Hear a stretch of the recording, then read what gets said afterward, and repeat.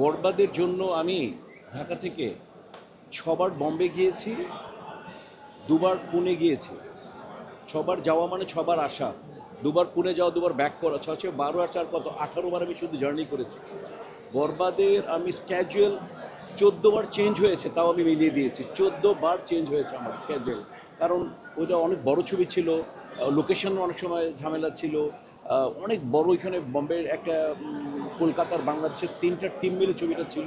কাজেই ওই সমস্ত স্যাক্রিফাইস করেছি আমি মেহেদী হাসান হৃদয়ের জন্য, কারণ ওর আগে আমি ওর দুটো কাজ করেছিলাম, টাকশাল আর টিভির, আরেকটা মেহেদী হৃদয় আলমগীরের ওর নিজের ঘরের কন্টেন্ট ছিল একটা মন মাজার। তো ওই হৃদয়কে ভালো লেগেছিল, ওকে ভাই লেগেছিল, আর ও আমাকে বিশ্বাস করেছিল। বরবাদ মিশা ভাইকে যখন শুনিয়েছে, আমি তখন বললাম যে এটা ফিল্ম করতে পারো। দেন সাকিব আমাকে বিশ্বাস করেছিল, আমি বললাম সাকিব দারুণ একটা গল্প কাজ করতে পারি আমরা।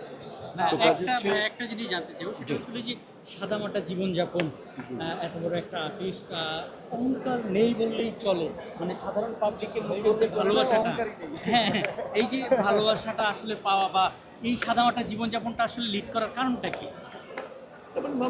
এটার মানুষ সাধারণত থাকবে, মানে মানে মানে অতি সাধারণ জিনিস তো অসাধারণ, তাই না ভাইয়া? আমি তোমাদের সাথে যদি এখন যদি একটু অহংকার করে কথা বলি, যদি ইন্টারভিউ না দেই, বা তোমরা একটা প্রশ্ন করলে তোমাদেরকে উল্টা কাউন্টার দিয়ে আমার অভিজ্ঞতা ছড়াই, তাহলে তোমরা আমার সম্পর্কে কী ভাববা? যে মিশা ভাই তো স্যাক্রিফাইস করলো না। মিশা ভাই ঠিক আছে, আমার বয়স 22 23 24 25, তোমরা এর চেয়ে বেশি হবে না, 30-এর মধ্যে, আমার বয়স 60।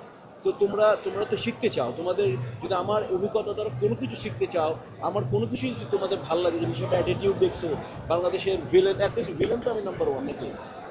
তো কথা হচ্ছে যে বাট এই লোকটার ওইরকম কোনো রাগ নেই, অহংকার নেই, খুব সাদাভাবে জীবনযাপন করে, এটা তো একটা মেসেজও, তাই না? যে মিশাবার কাছে গেলে ইনশাল্লাহ আমরা ভালো ব্যবহার পাবো, একটা ইন্টারভিউ পাবো। সবসময় না, মাঝে মাঝে আমিও যখন ব্যস্ত থাকি তোমরা বুঝো না।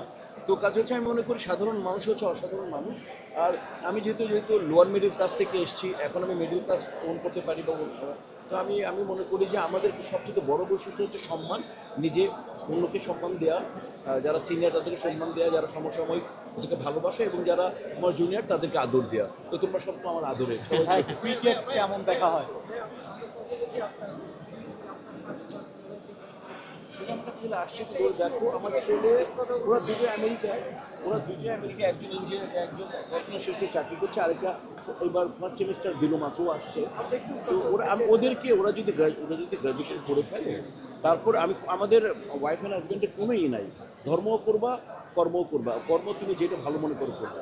আমাদের দরকার শিক্ষা দেওয়ার, ওদেরকে আমরা ভালো করে শিক্ষা দিয়ে দিচ্ছি, এরপর ওরা নির্ধারণ করবে ওরা কী করবে। আমার কোনো আপত্তি নেই, ওরা যদি ফিল্ম করে, নাটক করে, যা ইচ্ছা করুক, ওদের ব্যাপার। বাট ওদের যাই করবা, আগে যদি পড়াশোনা দরকার, পড়াশোনাটা দেওয়া মানে ফরজ বাবা মার, আমরা তাদেরকে পড়াশোনা দেবো। আপনি সবাই ক্রিকেট কতটুকু দেখা হয়? ওই সর্বনাশ, ক্রিকেটই তো কী বললাম, একটা দেখো না, পুরো ভাইরাল হয়ে গেছে না। ক্রিকেট খুব ভালোবাসি, আমি তো, আমার লক্ষ্যই ছিল ফুটবলার হওয়ার, ক্রিকেট প্রচুর ভালোবাসি। ভাই, এই যে ক্রিকেট ভালোবাসেন, কিন্তু আমাদের বাংলাদেশে এখনকার সময় সবচেয়ে বড় ব্র্যান্ড মুস্তাফিজকে ব্র্যান্ড করে দেওয়া হয়েছে।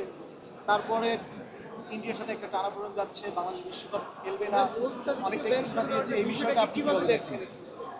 ব্যান্ড করে দেওয়াটা, শব্দটা ব্যান্ড হবে না তো, ব্যান্ড হবে শব্দটা, মানে ব্র্যান্ড আমি নাও বলতে ব্যান্ড পারি, না তো শব্দ, তাই না? এই লিগ থেকে বাদ দেওয়া। তাকে চাপের জন্য নিতে পারছে না শাহরুখের দল। রাইট। তো কথা হচ্ছে যে আমি তো মানে ইন্টারভিউ দিয়েছি, তারপরে বলি যে আমি তো আগেই বলি, সংস্কৃতিতে মানে রাজনীতি না ঢুকানোটাই উচিত, এটা আমি বলি। আমি কোনো দেশকে বলবো না, আমি বলিও না, আমি কোনো পলিটিক্স নিয়ে কথা বলতে চাই না, আমি খেলাধুলা নিয়ে বলতে চাই। যারা আমরা প্রত্যেকেই, এই আমাদের ছেলেগুলো আজকে বিশ্বকাপ খেলে ক্রিকেটে, আমরা তো বিশ্বকাপ আর কোনো খেলা খেলি না। আমাদের একেবারে মানে মূল লেভেলে আমরা ক্রিকেট খেলি, সেটা কেবলমাত্র ক্রিকেটে।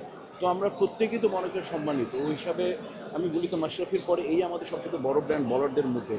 তো মানে এগুলো করা উচিত না, সেটা যারাই করুক, যারা এরকম মানে খেলাতে বা সংস্কৃতি রাজনীতি ঢুকিয়ে দেয়, এটা আমার এটাকে আমার কাছে আর কি মানে সহজ মনে হয় না।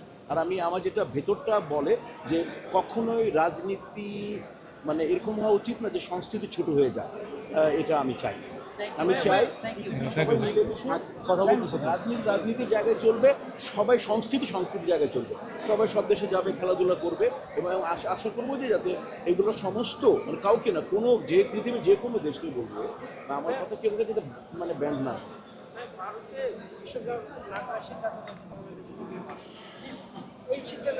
ইলেকশন আসছে।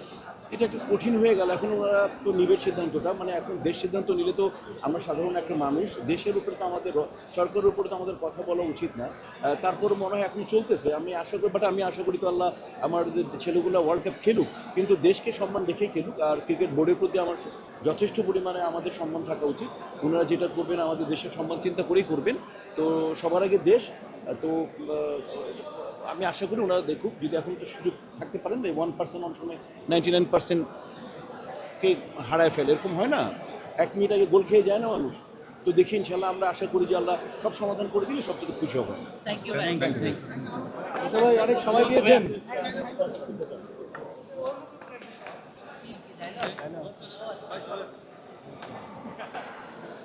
বরবাদ ছবিরই বলবো, বাবার কাঁধে সন্তানের লাশ কখনো বোঝা হয় না। আমার ছেলে আরিয়ান আমার ভালোবাসা, আমার দুর্বলতা। এই দুর্বলতায় যদি কেউ আঘাত করতে চেষ্টা করবে তাহলে আপনাদের এমন অনেক দুর্বলতা আছে, আমি যদি হাত দিই আপনারা ছাড়খাড় হয়ে যাবেন।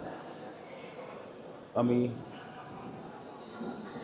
আদিম মির্জা বলছি, আমার ছেলে আরিয়ান মির্জার কিচ্ছু হবে। Thank you very much. Thank you.